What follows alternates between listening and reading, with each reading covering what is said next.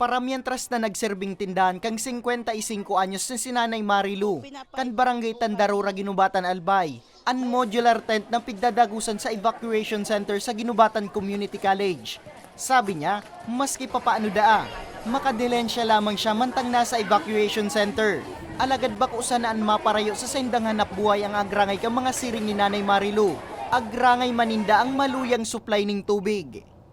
Paggabi, mag-iigib kami doon sa laba, diyan lang sa dadalhin dito kasi walang laman diyan sa may CR. Ngayon, mayroon ng dinalang container para lalagyan diyan ng tubig.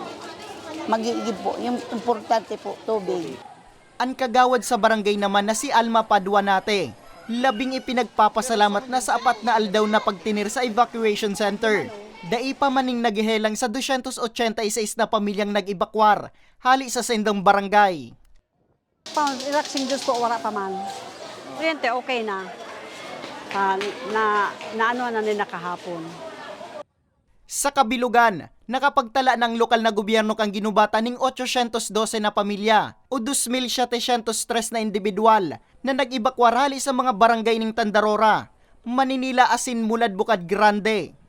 Mientras tanto, parehong sitwasyon man ang pinag-aagihan ngunyan kang 65 anyos na si Lola Sonia, kan Barangay Anuling, Kamalig, Albay, laog sa 6 km danger zone ang saindang harong.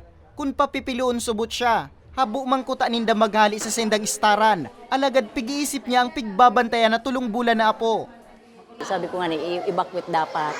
Takin makasa nga bagang abo. Maraot ba yan sa mga akos.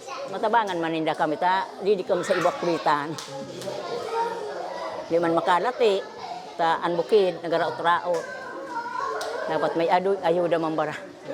Sa datos kang gobyerno probinsyal kan Albay, uminabot na sa 3,658 pamilya o 12,291 individual na naka-star laog sa 6 km danger zone ang nag-ibakwar huli sa estado kang Bulkan Mayon.